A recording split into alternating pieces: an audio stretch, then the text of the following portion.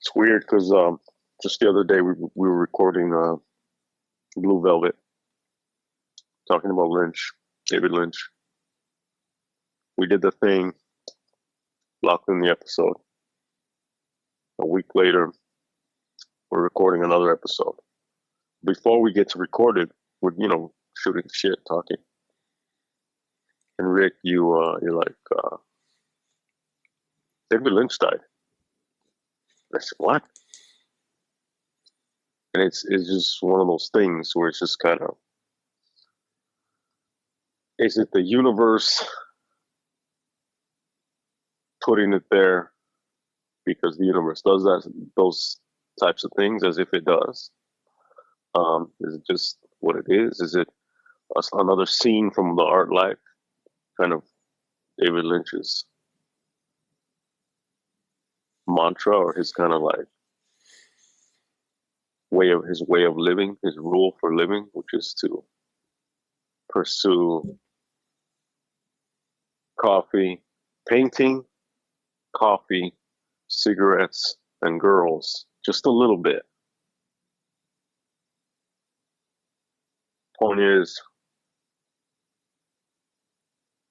those people who listen to us are in some way locked into and appreciative of the art life, because we're obviously we talk about film, but we're not only talking about film, we talk about other shit. And film is, Rick, you've talked about this, it's one of those, it's the art form that contains other art forms: music, writing, performance, set design, in a sense, sculpture, costume, so fashion and style, etc., etc. We're every week, we recording and you listening, we're locked in to a piece of that art life. And today we're going to explore through a few documentaries David Lynch's art life and his approach, and try to stay locked into that art life and continue to nurture that, be it through our own creativity, through the listening of this episode on your end, through our talking of it, but also in other aspects of our lives. And we're just gonna go down that road, hopefully for the rest of our lives. How about it, Rick? I agree with everything that you said. I feel that not to become too nostalgic or in some way out of character, but it's true. I think there is an aspect of the art life that keeps us going, that keeps us believing, that keeps us waking up every day and putting up with the bullshit in order to make something personal and real and honest. You and I were talking a little bit before we got on the mic about the job and how you can give yourself to the job and allow it to destroy your soul, or you can walk through the job giving it what the job requires, but keeping that creative part of you alive so that you could leave the job at the end of the 8 hours and commit yourself to something that you care about and that you do. At this point, neither of us have the luxury of a David Lynch that we can dedicate ourselves to the art. But there is a satisfaction in knowing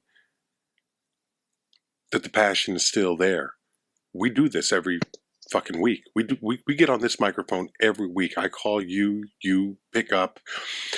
We bullshit for about an hour. We basically lube up the machine and get it ready for the talk that is about to ensue. And I guess a lot of people could listen to what we were saying and say, well, what's the fucking point of it? These two egotistic fucks who think that what they say matters. long-winded and pretentious. And all of that is true. To a degree. All of it is true. And I lean right into it because I know that if anything is worth dedicating yourself to, you have to be perceived in a way of... I was thinking about this earlier today. My movie watching... these movies... A great many of the movies that we talk about on this show and these episodes and these 500 and some odd episodes that we've now amassed over a 10-year long period are the vocabulary of cinema, and they're films that live with us rent free in our heads, like Ali and Fraser's mind, and you accept a certain amount of artistic input. It's the basis of who we are in some respects. It formulates us. It's the way you carry yourself, the mannerisms, the attitude that you have, the way you approach this life. And in watching David Lynch at probably 35 is when I started really... However old I was when you took me to see Wild at Heart, and you took me to see that. I don't know if I told you it was playing and you said, let's go, or if you saw that it was playing. I don't know. I don't remember exactly what happened, but I remember we went to see Wild at Heart at the ArcLight in Hollywood, and something clicked. Something made sense, and as I do with so many artistic ventures in my life, I went down the rabbit hole and I've never really come out. So 15 years later, it hit me every time one of your artistic heroes... I don't have heroes, but I do have artistic heroes, people that I admire. Roman Polanski can be an artistic hero while at the same time being a fucking rapist scumbag. Right. That's what I'm talking about, you know? Yeah, you can say, look, this guy knows how to make a movie. Mm-hmm. He's a piece of shit, but he knows how to fucking make a movie. Yeah. And we've said this before, we can talk about both things in the same conversation. Absolutely. And I think that's something that's lost on a lot of people because they want to be dismissive of all aspects. I recognize that. I understand it to a degree, but I am still an artist, and I still believe in the beauty of art, and I understand that a lot of greatness can come out of the most heinous and evil of shit that we live in this world. That being said, these artistic heroes, as they fall off year after year, it reminds you of your mortality. It reminds you of your waning youth. It reminds you, and when I say you, I mean me, but I also imagine you, and I imagine those listening right now. These are the heroes of our lives that we were raised on, that have dictated a great many of the memories that we hold dear. The movies, the performances, there's going to be a day when Spielberg will be gone, where, you know, De Palma hasn't made a significant film in years. He will be gone. Coppola, Scorsese, the great actors Pacino, De Niro. We don't hear from Gene Hackman anymore, but we know that when he passes, that day you will be hit with scenes from The French Connection, from Unforgiven. You know you're going to this. You'll be if you love movies the way we love movies, especially the way I love movies. I don't think I'll be able to get through that day without this avalanche of imagery pouring over my mind.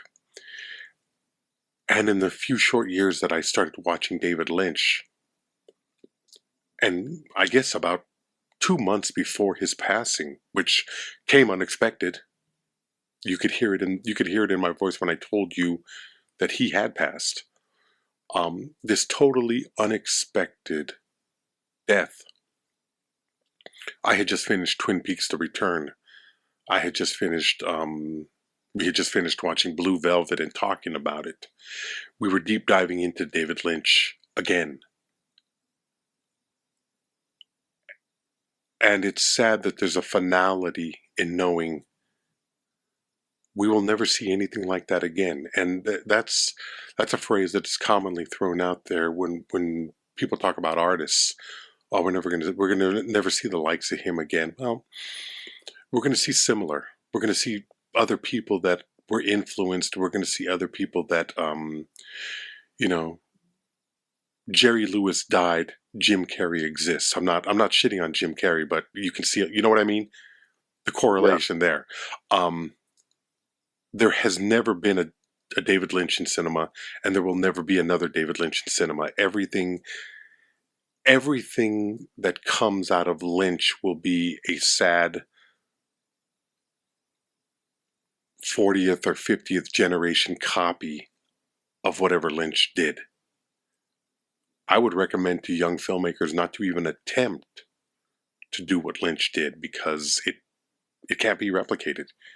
I don't know a director working today that can dig into the subconscious the way David Lynch did. And if you watch Twin Peaks: The Return, which I think is actually better than the original series, only in that it's so disjointed and dreamlike and nonsensical to a certain degree, yet adhering to a through line that tells an ultimate story. There will never be anything like that. Never again. And there shouldn't. No. Why the fuck would anyone want to be? I mean, I get it. You know what I mean? Yeah. Like, you have to pass through those channels in order to get. You have to do Woody Guthrie before you can do Dylan, before you can become Dylan. You know what I mean? But like, but you have to become Dylan. You can't stay fucking Woody Guthrie. You gotta fucking you have to, when you meet the Buddha on the road killing. Yeah. You have to do that. You gotta fucking you have to kill your heroes after a while.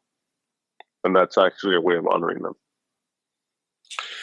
Well, that's with all of the greats, that's what it was. I mean, Richard Pryor had to kill the Bill Cosby in him in order to become Richard Pryor. He had to light himself on fire eventually, and didn't end as well as it should have. But that's Firewalk that's with the me. yeah.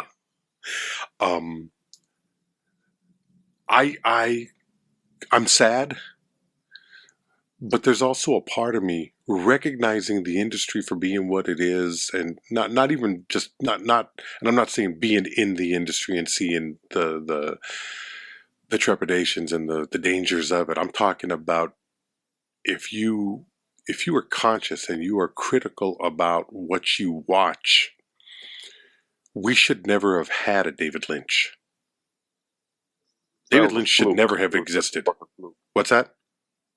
It was such a fluke that he was able to do what he did. It was like magic. Mm-hmm. I mean, a singular artist so bent on shaping his vision and presenting his ideas that he would forego budgets in order to do something that was truly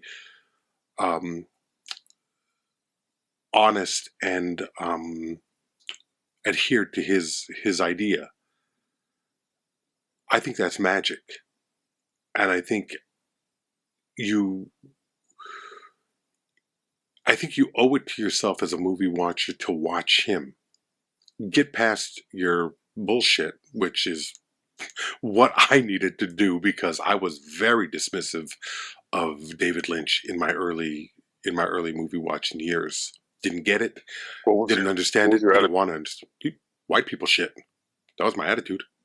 This is fucking goofy ass white people shit, and I don't get it. I don't like it. It doesn't speak to me. I don't understand it. I don't think I have the capacity to understand it. And that's the problem. Let's get to the point of what this fucking episode is about. This is not just a remembrance of David Lynch. We're also talking about 3 documentaries that go into the life and the art of David Lynch. The Art Life, David Lynch, the Art Life from what, 2014, 2013, somewhere around there. 17, I think. Was it that late? Okay, so he was just getting ready to do the Twin Peaks reboot. Pretty as a Picture, The Art of David Lynch, which seems like it's from the mid to late 90s, and Oz Lynch, which came out about 2 or 3 years ago, probably, maybe 2 years ago. I enjoyed these Lynch three. Oz, yeah. What's that? Lynch Oz, right? Lynch Oz, yeah. I enjoyed the first and the third film for what they were. These explorations of cinema and a weird way, the profile of an artist. The second film, Pretty as a Picture, didn't really do a lot for me. It's a lot. It was standard bio docu ass kissing kind of thing. Like behind the scenes movie shit. Yeah, it wasn't. It didn't bring enough. But I think I hadn't seen it in a long time. Oh, you had seen it before though? Yeah, but like long time ago, and so I saw it, and then I was just kind of like, "Oh shit, okay." Yeah, it didn't hit the same. It was more like a. I could see where it would be exciting when you first get into Lynch, but for me, that's all you have. Yeah, exactly. But for me, what is really exciting and what's I find interesting is there are maybe a dozen or so interviews with Lynch by respected critics, respected commentators in these movie theater settings where, basically American Cinematheque type bring in the filmmaker talk sessions, and he's an interesting speaker. But I think it's because I think what's fascinating about him as a speaker is that he exists in such stark contrast to the images that he puts on screen. If you were to watch a David Lynch film, didn't know anything about David Lynch, had never seen a picture of David Lynch, didn't know the way he sounded or any kind of interview, you were never privy to any kind of interview, I think it would be difficult to look at David Lynch, listen to him talk, and connect him to his films. There's a strange kind. Yeah, there's a strange kind of Midwestern gentleness to him that doesn't seem fabricated. Doesn't say he really does seem like an aw shucks kind of guy. Like an aw shucks golly. It's not a put on. It's not an act. It's not. He seems like a true gentleman, and I find that fascinating that somebody could dig into the recesses of the mind and find these really problematic and sinister, really, levels of dark humanity. Well, write them up and put them on screen, It's like from It's a Wonderful Life. If you were to fucking get Jimmy Stewart on the bridge, and then he's on the bridge in that moment, and he's like, and instead of a fucking angel, it's Frank Booth that comes to him. And he's like, make a movie now and fuck everything that moves now. And he goes and does it. That's David Lynch. Yeah. But just think about the other day I proposed this idea to you of movies, of watching, of picking a director, finding out their favorite movies, and then looking at how they reflect on the life of the filmmaker. And it's interesting because It's a Wonderful Life does fit in there.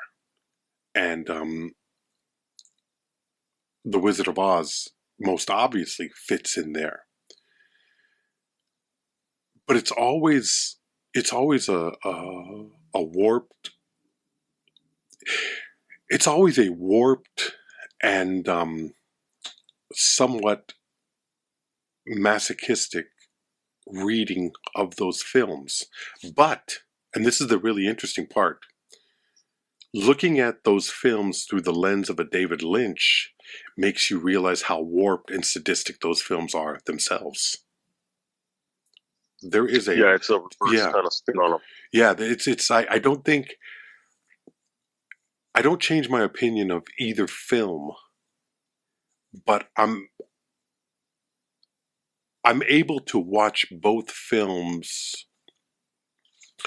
both with the innocence of one viewing versus the absolute darkness of another.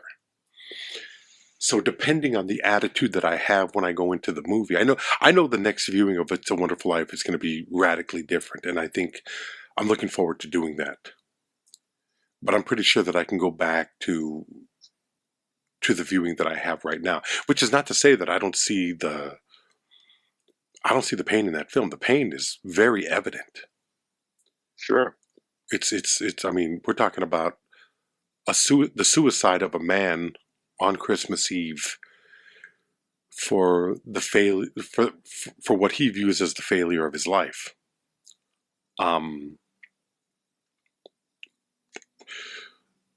The It's a Wonderful Life falls into my wheelhouse of old man reflection movies.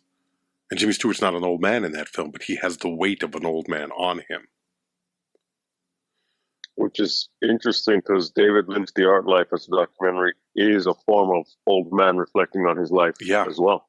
Yeah. Because it's very biographical. The thing about it is it's hugely biographical. The problem with both the first and the third film that I saw, well, the third film is just like a cinematic essay, which I enjoy, but it's But when you say the third film, just say the name so we know what you're talking about. Lynch Oz. When I say Lynch Oz, that's more like a cinematic. Okay, so you have The Art Life. That's a biographical profile of Lynch. Then you have Pretty as a Picture, which is basically a fan documentary behind the scenes. Yeah, probably during the making of Lost Highway, right? Lost Highway, which I was kind of like, that one, it's kind of just to get it out of the way. It was just kind of like to tie it into Lynch Oz. I don't want to see what's behind that curtain. That's what I realized as I watched it, where I thought, well, first of all, I'm not going to learn anything about the films or the filmmaker from watching this, because I don't think, honestly, I think part of the appeal that David Lynch has is that he doesn't even understand, or I don't think he truly understood what it was that motivated him in a way of making sense of it. It's you know what it is? It's like someone asked Kurosawa one time to break down one of his films, or to speak about his films, and Kurosawa said, if I could speak about it, I wouldn't have had to make the film. Yeah, I mean, there's so many versions of that story from multiple artists where people are like, what does your song mean? What does the painting mean? What does it mean? And it's the most fucking annoying question. Because it's that's how you get Bob Dylan saying all this fucked up shit to reporters, or the Beatles doing that. Tom Waits, actually the best of all time, Tom Waits. If you read those interviews. Tom Waits doing it, and the Beatles doing it before the Beatles had it was like, oh, just wait like a couple years and then you're gonna have more shit to ask about, because we're just doing I Want to Hold Your Hand right now and you're already not getting it. Yeah. And it's beyond the not understanding what it means is like not feeling the need to really. There's a difference between exploring the motivations of art and like where it comes from, but also like there's that, but there's trying to take it apart in such a way and analyze it that fucking kills it. Yeah. But like, think about what you just said, because there's going to be a bunch of assholes who are saying, well, what the fuck are you guys doing? Which is not what we're doing. We're interpreting. We're not necessarily. We cannot say, oh, this is what David Lynch was doing. No. Like, you can't do that. There's no way to get into his mind. Now, an interpretation from the outside That's our job. It's not his job to interpret his shit. It's our job to interpret his shit. Mm-hmm. So that's what that asshole is going to hear when he says, "Well, what are you guys doing?" Well, that asshole is out there, but he's probably contributing. So try to be nice, that okay? Asshole's job also to interpret, as a listener, what we say, beyond the limits of our own ability to interpret our own shit. You know what I mean? Like it's all a fucking chain, and our job is to, or our task or our mission or whatever is to, in the moment, have a conversation that's both interesting and enlightening. Yeah. And sad and funny and pathetic, and inspiring, and fill in those blanks, right? And long-winded and pretentious. And if we're not doing that for you, then there's always the biggies. There's always the Joe Rogans and the all the people that everybody fucking listens to. We're in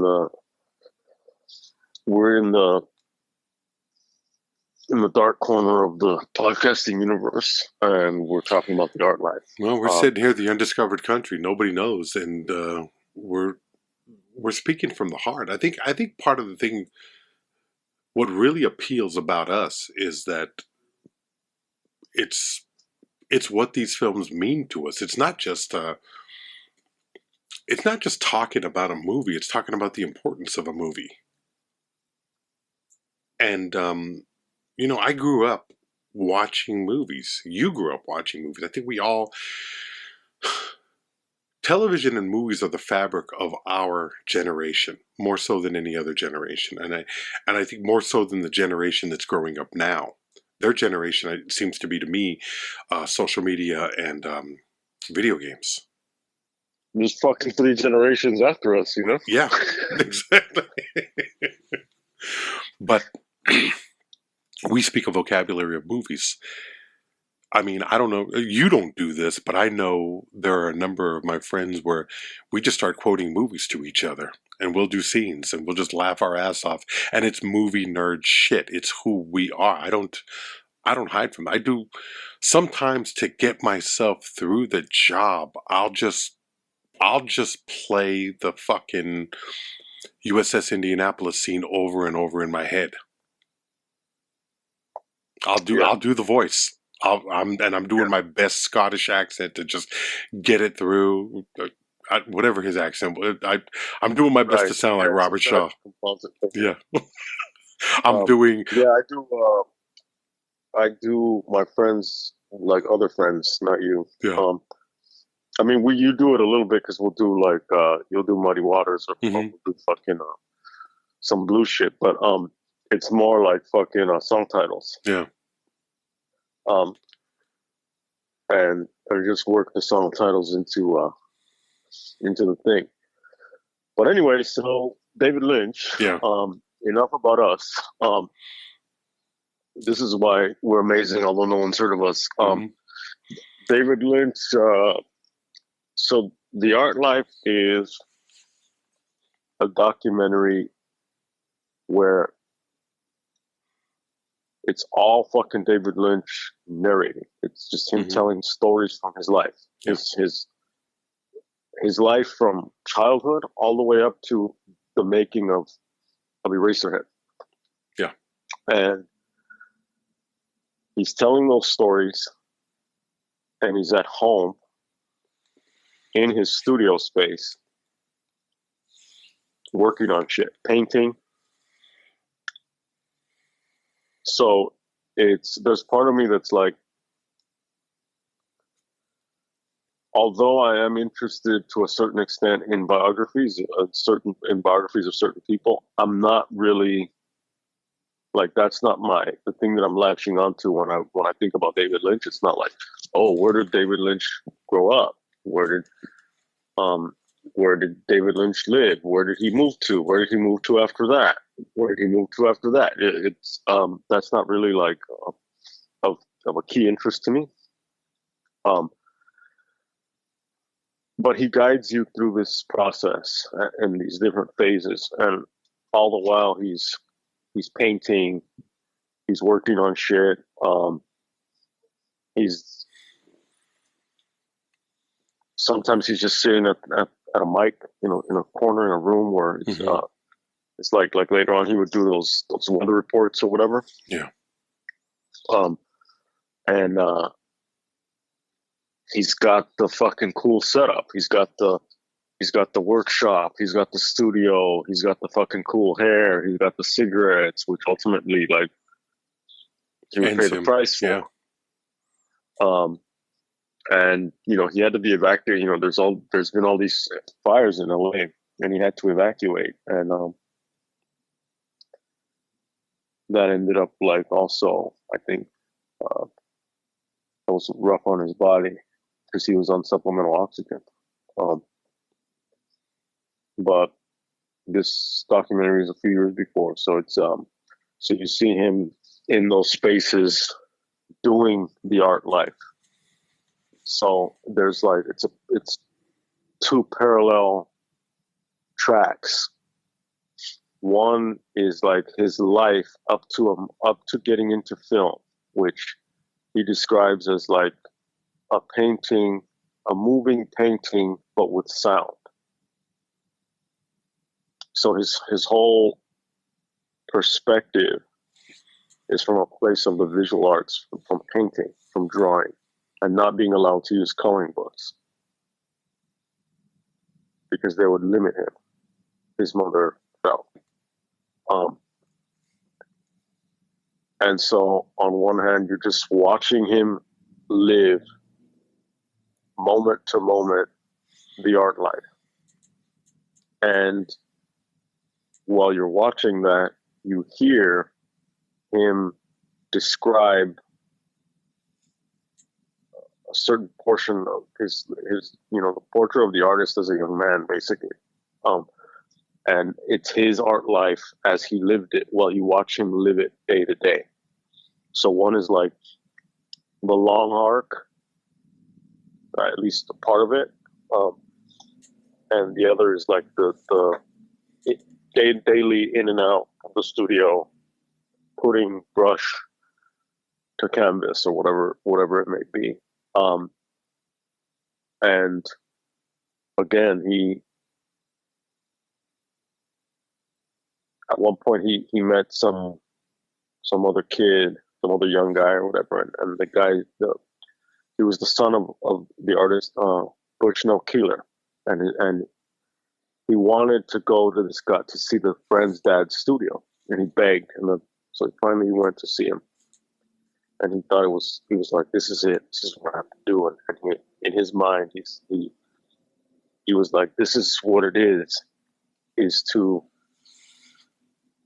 paint, to smoke, to drink coffee, and girls would come into it, and he was like, a little bit. I mean, I'm sure a lot of it, but that was a profound moment for him. And there's that, and there's a moment where he describes being a kid, and it's hazy the way I remember his story, the way it's hazy for him, or was hazy for him. He saw, and it's this theme of a woman in trouble. That was his brother. He was with his brother. Remember? He was with his brother. Mm-hmm. And this woman emerges from nothingness in the street. An adult woman, naked, with beautiful pale white skin and something of a bloody mouth. And that she seemed like a giant to him. And she walked into the night street, and it was mysterious and it was otherworldly. And that affected him. And he didn't know what to do because he was small. But that image just kind of like his Midwestern childhood, his Midwestern upbringing, his wholesomeness, his naivete, which a lot of this will be reflected once we start talking about Lynch Oz. There was a break in the fabric of that American white picket fence 50s shit. And through that crack, through that wrinkle in time, through that that opening in the dimensional field or whatever, that wormhole, comes this woman, fucking naked. And so there's like horror, but there's also like beauty and probably on some level eroticism and violence and all this other shit. And it's like, fuck. That's almost all we need to know. You know what I mean? Is that image, and then it's like, oh shit, look at his fucking filmography, okay? And the things that stuck with me beyond that, the ideas. He wrote a book. He wrote a book about ideas, and it's like fishing or something. That's the metaphor. It's like that you're like fishing for ideas. And he did a master class too, where he talked about this, and he basically says like the main 3 points to me in terms of ideas from this film are that the past colored ideas. That one's pretty obvious, pretty easy to grasp. Yeah, I would agree with that. Keep painting and see if you catch something. So it's the process, the life. Again, you just got to do the work. You have the foundation of your whatever makes you, whether your biography or your idea, the ideas that you already have that you're going to stack the new ideas on top of. Now you just have to show up and do the work. Keep painting.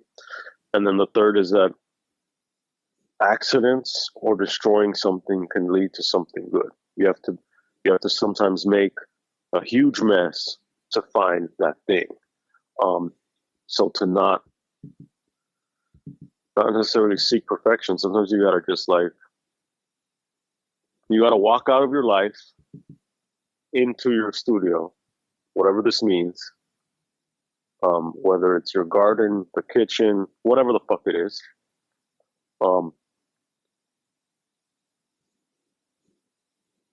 You gotta keep showing up to do the thing. You gotta fucking sometimes you have to make a mess, and out of those mistakes, something emerges,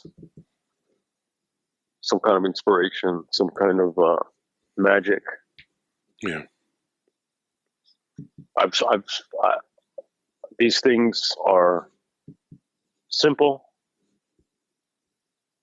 but they're gold, and it's like we have to remind ourselves. It's like everyone is creative. It doesn't mean that everyone does art. It just means that everyone is creative. If that means okay, I'm gonna put the shelf here. Yeah, that's a creative choice. I need to rig something so that, and I'm speaking to my wife, when she's like, I need to rig something so that the cat can't open this door. Because they're like the raptors in Jurassic Park that test the fences for fucking weaknesses. They do that. That's creative. When it's like, fuck, all I have in the cabinet or in the refrigerator are these things. What am I gonna make? That's creative. When you're like, what kind of pizza do you want? And your significant other is like, I don't care. And you decide what kind of pizza you're gonna order, that's creative. When you're fucking spending more time clicking through fucking Netflix, deciding what to see rather than seeing it, that can be creative as long as you fucking pull the trigger. Everything that we do on some level is like, you make that choice. You know what? I'm gonna get off the freeway now. I see too much traffic. I gotta go. I'm gonna go around. I'm gonna do this. You know what? Fuck it. We'll do this. Boom, boom. We'll do it live. Creative. We are all on some level creative. I know there are people who listen to us who are artistic, whatever that means. Then there are those who are like, nah, I don't know, man. I just blah blah. Everyone's creative. Everyone has a past. Everyone is going to continue to have to make creative decisions while they're alive. Just getting out of fucking bed is a creative decision. Everyone's going to have those fucking accidents in those creative choices that they make. How you play with it, that's art. Those are bigger lessons, I think, that David Lynch is getting at. The obvious is just like, oh, I have a fucking studio, I'm a painter, I buy paint, whether you use house paint or fucking acrylic or oil or linseed oil and all this bullshit, like, that's kind of like that's the thing that's the distant one where it's like, well, oh, I'm a musician and I have these fucking these guitars and I have these fucking pedals and I have this shit and that shit. That's different. It's like fucking like, you can be a musician and you're fucking singing in the shower. You know what I mean? Like, there's a way to bring it home. And I am a creative person in I think an artistic way. And I've played with different types of media. But at the end of the day, it's like, it doesn't have to be, oh, I'm working on this big fucking project in order to be connected to the art life. It's how you live. There's a romance to it. David Lynch's romance was painting, smoking, drinking coffee, and girls a little bit, right? Yeah. But it's like fucking grooming your fucking dog and working on your garden. It's just as fucking like creative. It's how you live your life. And David Lynch was true to his weirdness. And this is another aspect he talks about. This might have been one of the things that was in. It's all a big fucking scrambled eggs in my mind, but it might have been in Pretty as a Picture as well. He had an interview with Charlie Rose, and Charlie Rose was asking him like you order the same fucking meal or you eat the same thing every day, and he's like, yeah, I have a basis, a routine, and if I have a routine, I don't have to worry about these things. It's kind of like the idea of like one suit. The ones, fucking, you wear the same outfit, thing, or the kind of like the stories that supposedly, whether it's true or not, Einstein didn't want to bother learning his fucking phone number or whatever the fuck it was because he's like, I have other shit to think about. It's about having that foundation, that routine that you can just do so that your mind is free to go other places. Obviously, not everyone does that. It's just that American fucking apple pie or cherry pie or whatever the fucking pie, and boom, in the sky there are colors. There's fucking rainbows. There's fucking this and that. The art life is it feels long, but it's cool, and it's like hanging out. It's basically like being when he went to Bushnell Keeler's studio. That's what you're doing, is you're going to his studio and you're just listening to the man fucking like just talk, and you just shut the fuck up and sit in the corner and just take it all in. It's exactly like that. It's like It's personable, and it's like hanging with a friend, just listening to them bullshit about what drives them, what inspires them, without giving you a true. I think if you go into any of these three films trying to get a better understanding of the Lynch filmography, you're going to be bitterly disappointed, because I don't think the films are designed to be that. I don't think they're designed to be accessible to the point where they make total and complete sense. And that's, I Yeah, they're think, not definitively this or that. yeah. You have to sell out to a David Lynch film. You actually, what you have to do is you have to give yourself over to a David Lynch film, so that what you're watching is an embracing of the subconscious and the dreams and where your mind will take you. Now, this is something that a lot of people could watch and they can be, well, his shit is just meandering and pointless and self-indulgent. And I guess if your view is in that manner, then you're absolutely right. But if you're able to look into Lynch as a true artist, I think what you'll understand is that there's poetry on the screen in a way that I don't know that I want to understand it wholeheartedly or completely. About 2 years ago, we reviewed Terrence Malick's The Tree of Life, and I said it was probably the greatest movie about childhood that I've ever seen, and I have no idea what that fucking movie is about. I think I have a better understanding of Lynch because he's, number one, there is a story there. It's not just slice of life. It's not these are not character studies that he does. There's a story that's being told, but the magic of what he does is the mixing and the violence that he as a director is committing against the genre that he's working in. These are thrillers, these are noirs, these are horror films to some degree.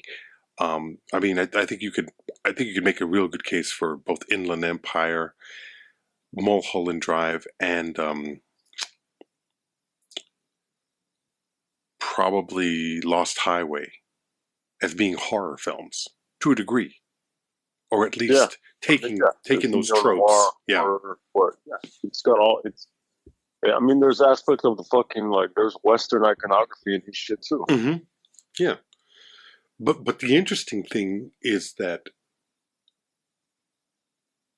there's a quote that Orson Welles talks about when I think Dick Cavett was asking him about the making of Citizen Kane. How did you know you could do this? And he was like, because I was too dumb to not know that it couldn't be done. Mm-hmm. And I think to a degree that's a real simplification of it, but I think that's what we're talking about. It's that David Lynch, maybe David Lynch was so innocent that he didn't know. There's at least that's the reading that I have of David Lynch. I see a man who is not as cynical and as broken by life as maybe some of the rest of us are, to second guess himself to the point of saying this can't be done. The only time I think, and he alludes to this. Well, he alludes to it in many interviews, but also I think in The Art Life, but definitely in Pretty as a Picture. The experience making Dune probably ended a part of him, but made him realize that at the very least he just needed one thing to make a film. He needed directors. He needed Final Cut. And if that meant lowering his pay and lowering the budget of the film, then so be it. Because Final Cut was essential to making a true artistic statement. And people don't understand how difficult that is to get. Final Cut is almost... I don't think they give anybody Final Cut anymore, even on low budget films, because the studios don't want to. The studios want, even small studios, want to retain some level of control of their investment. Of course. And it's understandable, but at the same time, what you end up having are compromised, sometimes potential masterpieces. If you look at Gangs of New York, you can see that there's a brilliant film somewhere in there. Yeah. Yeah, this is not this is not just me on my Scorsese kick. This is honest to goodness. There is a brilliant film in there if Scorsese had been allowed to make the film that he wanted to make without the interference of the Weinstein brothers. But without the involvement of the Weinsteins, the film would have never got made in the first place. So it's fucked up. And it's like, this is already like, motherfucker made Taxi Driver. Yeah. Not to mention anything else after that. Mm-hmm. Not to mention, because it doesn't need to be mentioned. That's really. Right. Yeah. Motherfucker made Taxi Driver. Like you could get away with just that and being like, fuck, like you're in the books. Yeah. I mean, to me, I think that's like one of my top 10 films. Mm-hmm. And motherfucker doesn't get Final Cut.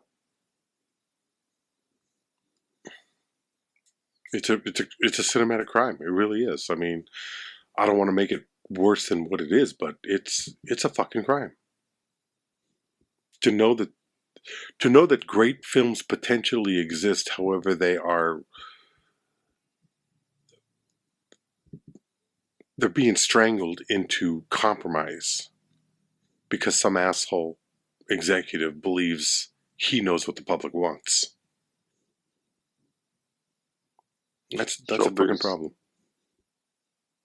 I don't know who was talking about, I think Louis Black was on a rant. Louis Black, great comedian. Just angry, old, pissed off man. He really, really connect with a lot of his performances. They make me laugh. But he's talking about how Netflix, which is now a studio, and a number of other studios are dictating to writers that they have to be more explicit in their description of things. They have to be more explicit in the screenplays, basically characters entering a room and being more giving more exposition as to who they are, what they are, how they revolve around the plot. Because people who are streaming these movies at home are not necessarily paying attention to the movies. Have you heard about this? Yeah. And it's like, well, I haven't heard about that, about his commentary, but I've heard about mm-hmm. A trend of, it's background shit. Yeah. Because you have the shit on, and then you have your phone. Yeah. And you're mindlessly scrolling while you're mindlessly streaming. And you're mindlessly sitting, mindlessly being with whoever the fuck you're with, and therefore not being with them and not being with yourself. And all anxious. Yeah. And somehow feeling empty. That's insane. It makes sense, but it's kind of like how is that? That makes like more sense.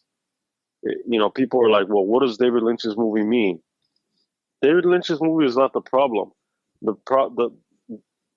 All of the surrealism, all of the symbolism, that's not the fact that a motherfucker has to walk into a scene and say, hey, you don't know this, but I'm actually like the love interest in this movie for you. Mm-hmm. So hi, um, uh, we're gonna end up breaking up, but we'll get back together at the end of Act 3. My name's Kristen. Like, I'm exaggerating, but that's fucking stupid. That's basically what it is, though. Yeah.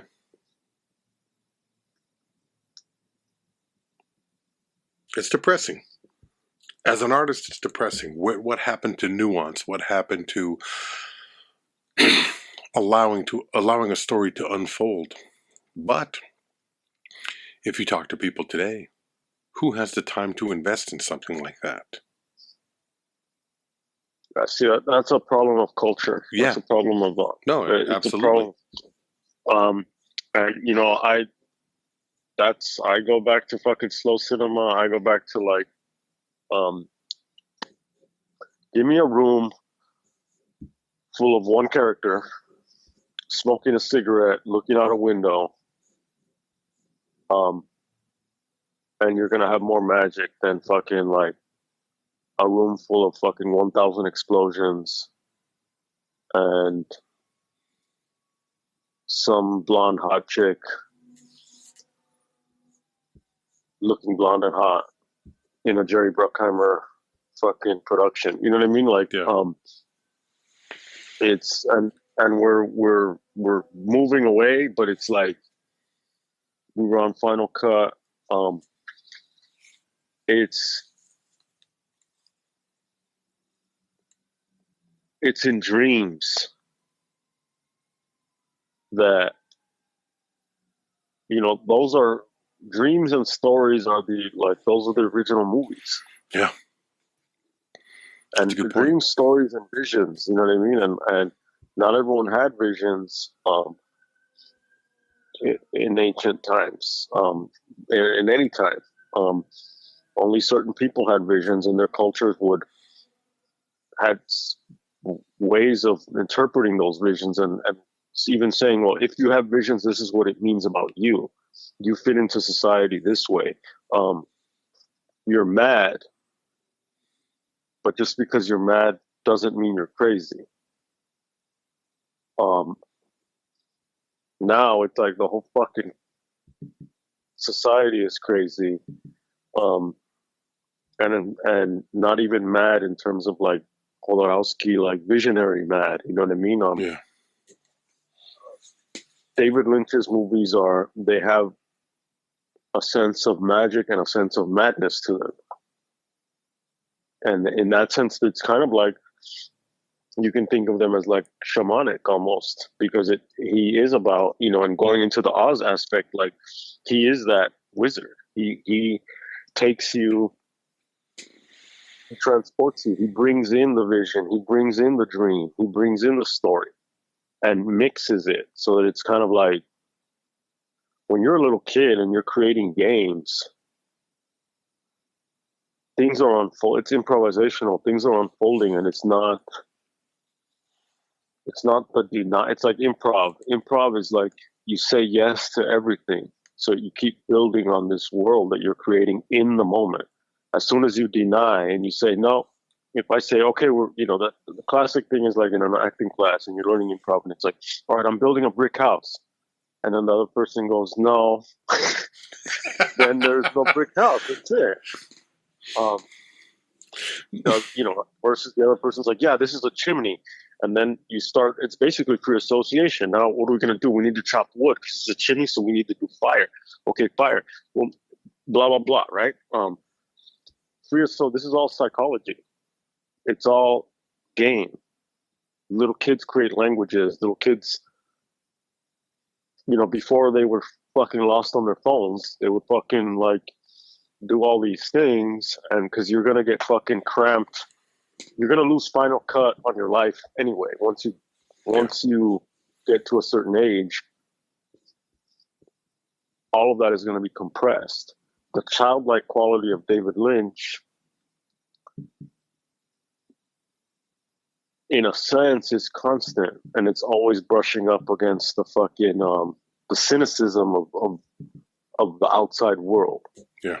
And that's kind of like the Oz metaphor, which is like everything that Kansas represents, everything that Oz represents, everything that the Good Witch represents, everything that the Wicked Witch represents. Both of these aspects of Dorothy and all of her different, like, the members of her team. One of the points Lynch Oz makes a few basic points. The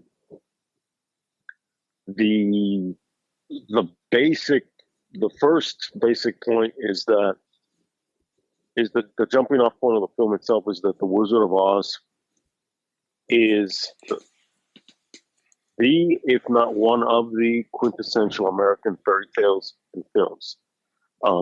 So it's its own hero's journey, and like so many, if you look at it from that perspective, so many films can line up to that kind of like Wizard of Oz structure, where you have an innocent character taken into another world, and they follow this kind of path. From the documentary, this video essay goes in. It's really good about the editing, and really good about referencing and cross-referencing. So if you want to geek out on that, like the other film is more, let's hang out with David Lynch. This one is like, let's geek out over David Lynch.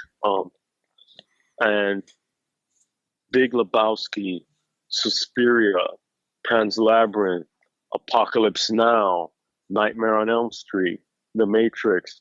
It's all these characters crossing over into this other reality,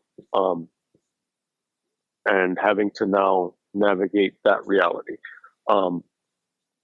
At the same time, David Lynch, part of being a student of cinema and a practitioner of cinema, David Lynch himself as Dorothy.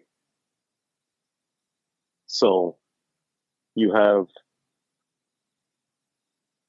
multiple Wizard of Oz references in his work: curtains, red shoes, more obvious and conscious ones in Wild at Heart, where Wizard of Oz motifs are directly used. Parallels to his own life, where growing up in Montana, that's a parallel to Kansas. Oz, the Oz of his films themselves, the Oz of his artwork, the Oz of like getting into Hollywood, that process, where basically he becomes also the wizard. They describe the Elephant Man as a Dorothy, John Merrick as a Dorothy kind of character. In Blue Velvet, Jeffrey is a Dorothy character. Dune, Paul Atreides is a Dorothy character. And then the final, to me, big point is that you have this dark dream Oz in David Lynch's work, which is where you can really learn more about the character, not from the reality, but from the dreams. And in that sense, it's kind of like, again, like you don't say what it means, you can interpret what it means. Yeah, there is no like, oh, I had a dream, and there were all these bees, and they were coming out of the hole of a guitar, and the guitar was playing, but there was no one playing it. And the guitar was on an altar, and the altar was in the forest. And the time was spring, but there was no sun. What does that mean? I just made that up. Now, someone could say, well, yeah, you just made it up, but we can still interpret what it means. But you can't say, oh, this is what it fucking means, because I just made it up. I don't know what it means. I don't care.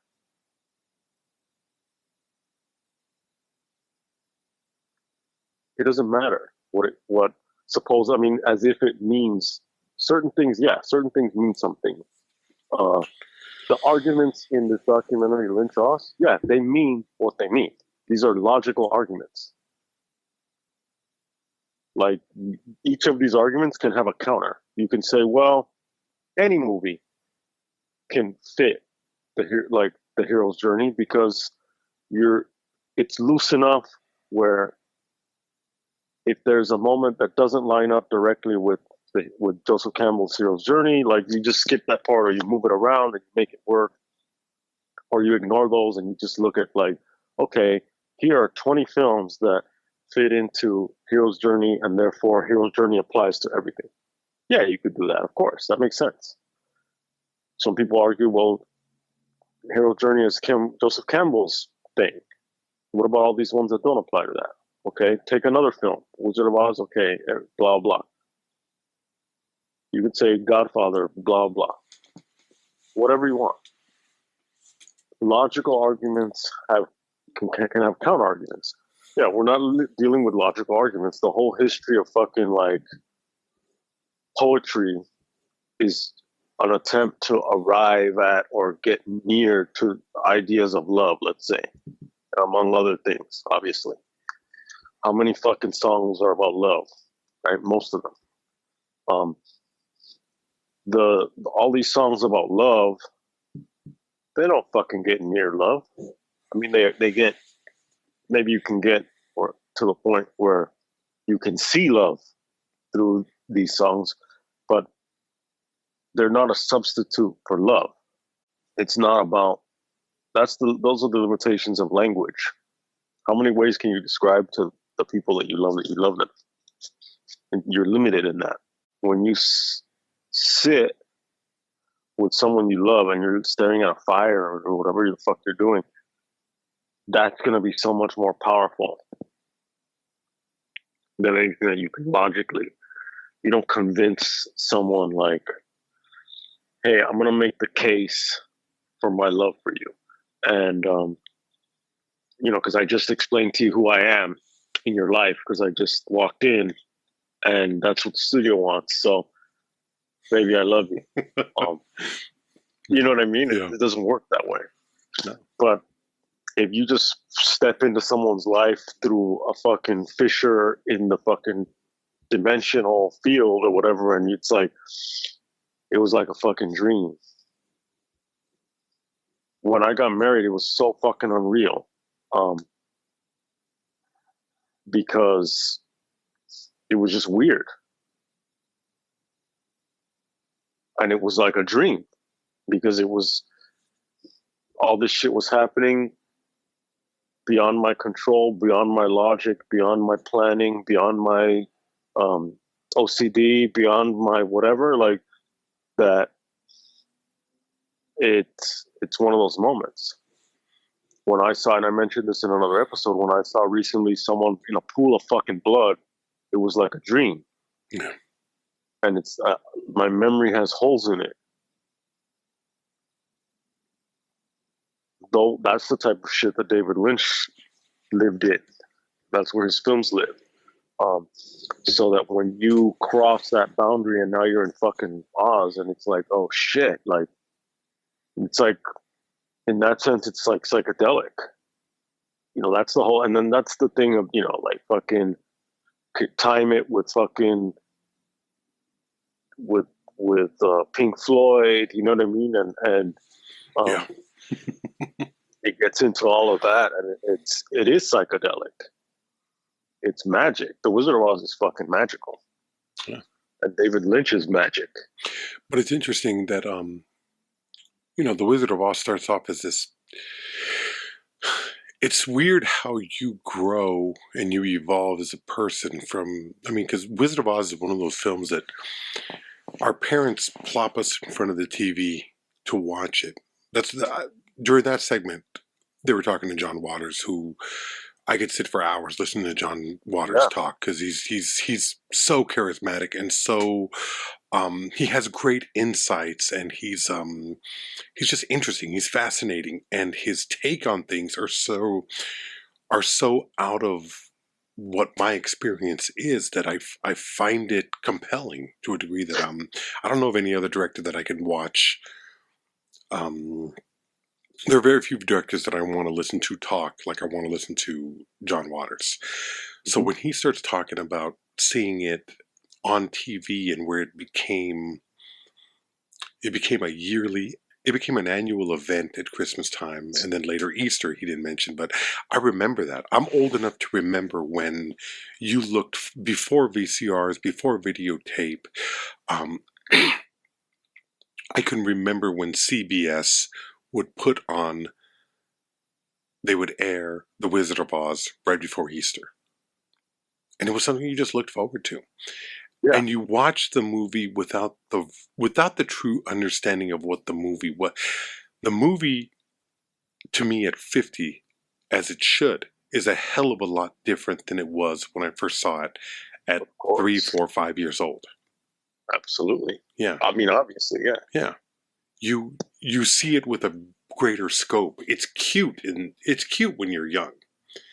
And as you get older, you start to understand about loss. You start to understand what it is about to want something, to value something, to have a love for those around you, and how fleeting all of that is. And especially now that we're older men who are at a point in our life that serious choices have to be made. Yeah. And those people who are 50 know what I'm talking about. Yeah. You were going to say? And people are, if they haven't started to already, there are people in our lives that are dying. And that's what I'm talking about, where you recognize that we're going to be, we're entering our funeral period. First aunts, uncles, parents, then it's slowly, if we're lucky, it's not going to be us, but it's going to be cousins, and then friends, and then it shifts your perception, your ideas of mortality. I understand it. I understand being young and not giving a fuck because you think the party's going to last forever. You think every night's going to be Saturday night, and it's not. But there's also a point when you realize I don't want it to be Saturday night every night. I don't want to be out there. It's Monday. Yeah. Until you're old enough where it's like, nah, it's every morning Saturday. Yeah. Hopefully. Yeah. But I mean, yeah, that's time. Yeah. That's going back to Pink Floyd. But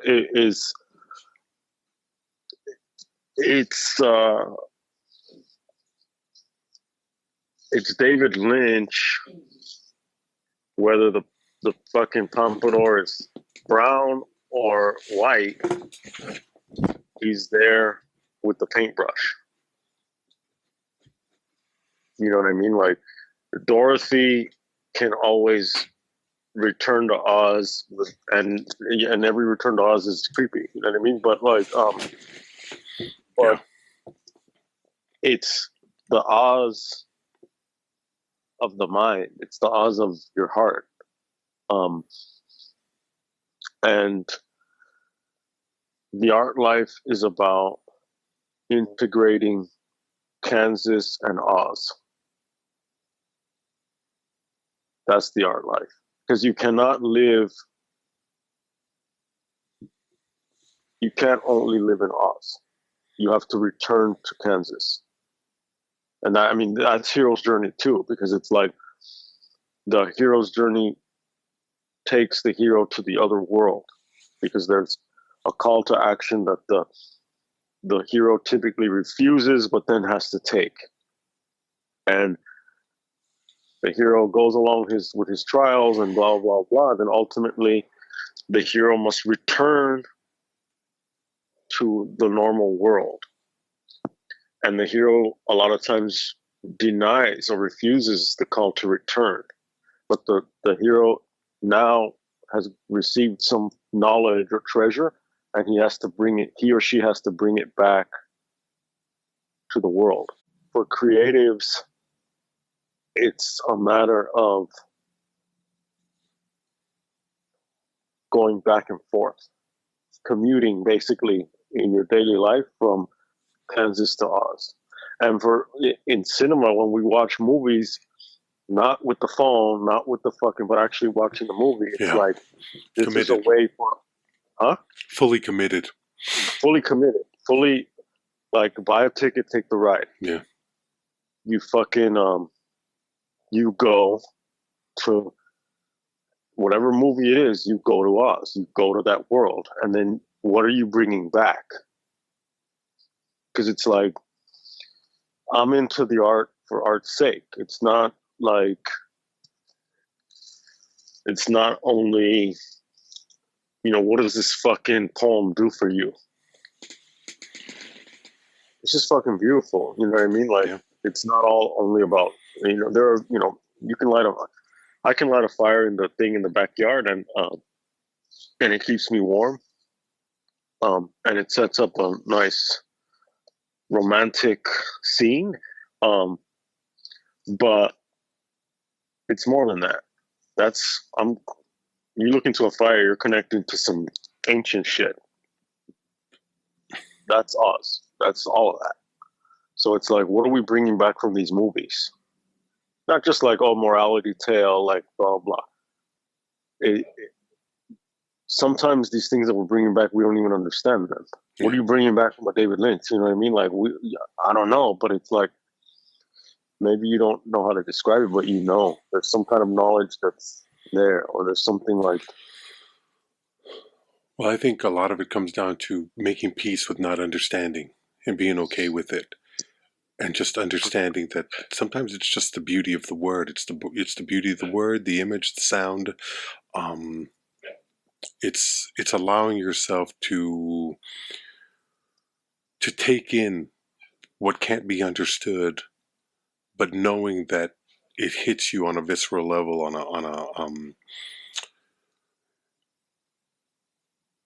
a subconscious. There's a subconscious connection with the material. And I think as I got older, watching his movies, that's when I understood it. I think it was too literal when I was young. And I think if you're too literal when you're watching a movie like his, if you want a straightforward story, if you want something that makes sense, Lynch ain't gonna work for you. But if you want something that's going to be a flight of fancy, that's going to be an exploration of the imagination and what the art is capable of, Lynch is gonna reward you many, many times over. I'm glad I reached the point where I could watch where I could watch his films and I was no longer so dismissive. It's weird because I was a snob back then too. And I don't think there's anything wrong with being a snob about movies, in the sense that there's a level of appreciation. Now, if you're a snob that dismisses the art or dismisses other people, and that's problematic. But I think if your tastes start to evolve and you embrace, over these last 10 years, we've done 530 some odd episodes. We've talked about documentaries, we've talked about foreign films, we've talked about experimental films, we've talked about classic, we've done just about every genre imaginable. We've talked remakes, and we've talked specific characters, specific directors, specific actors. It's so rewarding. Going to the movies still provides this sense of completeness and giving you something that you can't get anywhere. You can't get it anywhere else. Music provides something different. Reading and literature do their own thing, and they're powerful, and I would never be dismissive of them. But there's something about the movie watching experience, and it's just pure. and it's beautiful. And when you get a chance to take advantage of it,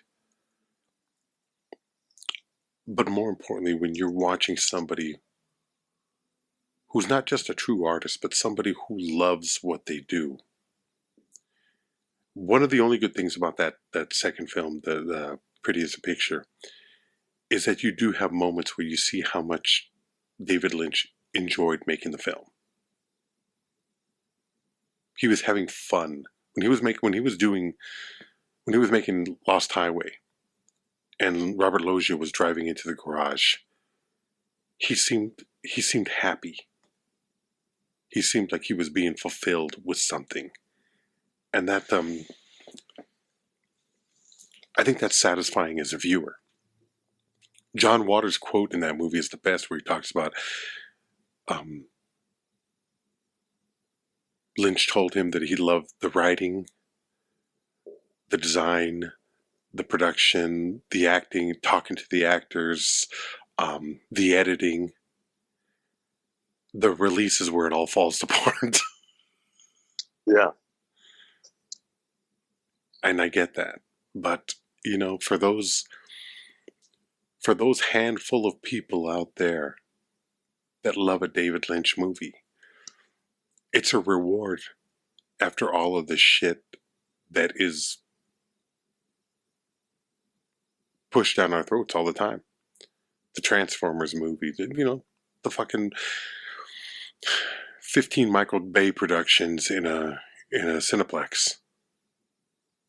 Yeah. But you get a David Lynch every once in a while, and it's, you know, there's always going to be somebody who pushes the boundaries. There's always going to be somebody who challenges the